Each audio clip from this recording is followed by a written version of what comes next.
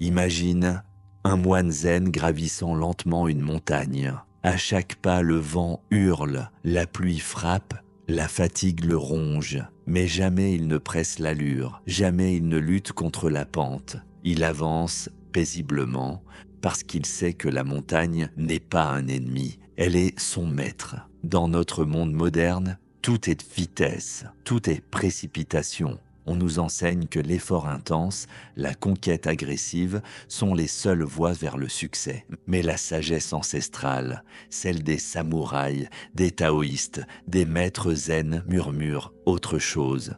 Elle nous dit que parfois, pour aller plus loin, il faut ralentir. Paradoxalement, pour conquérir, il faut cesser de combattre. Miyamoto Musashi, l'invincible sabreur japonais, enseignait « Ne te bats pas contre l'adversaire, deviens l'eau qui s'adapte à chaque forme et laisse ton sabre frapper sans effort. Comprends bien, mon disciple, la véritable force n'est pas dans la brutalité mais dans l'adaptation, dans la capacité à lire l'instant, à écouter le vent, à suivre le flux. Regarde l'eau, elle ne lutte pas contre les pierres du torrent, elle les épouse, elle les polit. Et pourtant, sur le long terme, elle triomphe de tout, même des montagnes. C'est ce que Lao Tse appelait la voie du Tao. Le dur et le rigide sont compagnons de la mort. Le souple et le tendre sont compagnons de la vie. Alors pose-toi cette question.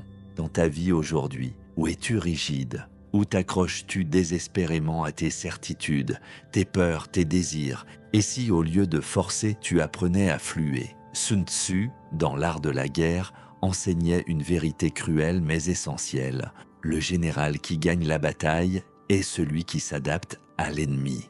Pas celui qui impose, pas celui qui résiste. Celui qui écoute, patiente et frappe quand le moment est mûr. C'est la même chose pour toi. Si tu veux bâtir ta discipline, ta paix intérieure, ton empire personnel, ce n'est pas par la crispation que tu y parviendras. C'est par l'observation patiente, la flexibilité intelligente. Tu ne peux pas contrôler le vent, mais tu peux ajuster ta voile. Regarde les maîtres du zen, ils ne cherchent pas à conquérir le silence, ils deviennent silence. Ils ne luttent pas contre leurs pensées, ils les laissent passer comme les nuages dans le ciel. Ils ne cherchent pas la victoire extérieure, ils cultivent la victoire intérieure. C'est cela la voie du sage asiatique. Être calme au cœur de la tempête, être souple dans un monde de rigide, être patient dans un monde d'impatients. La société moderne veut que tu t'agites, que tu sois toujours pressé, toujours stressé, toujours inquiet, parce qu'un esprit agité est facile à contrôler. Mais toi, tu dois être comme le lac de montagne, calme, limpide et d'une profondeur que rien ne peut troubler. Quand tu n'attends rien du monde extérieur, quand tu n'as plus besoin de forcer, alors, étrangement, tout commence à venir à toi. Retrouve cette idée ancestrale. Ce que tu poursuis te fuit, ce que tu laisses venir s'offre à toi. C'est la loi de l'univers et c'est elle que tu dois apprendre à respecter. Que ce soit dans ton ambition professionnelle, tes relations, ton évolution intérieure, ne sois pas celui qui s'agite en vain. Sois celui qui bâtit lentement, patiemment, silencieusement, comme la pluie qui creuse la pierre, comme l'arbre qui pousse sans bruit. Tu veux devenir fort? Apprends à fléchir. Tu veux devenir sage? Apprends à écouter. Tu veux être libre? Apprends à laisser passer. C'est en cessant de te battre contre la réalité que tu découvriras la véritable puissance.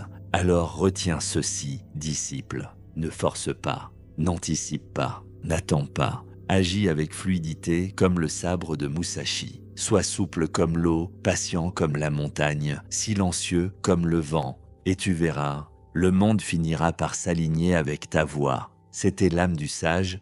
On se retrouve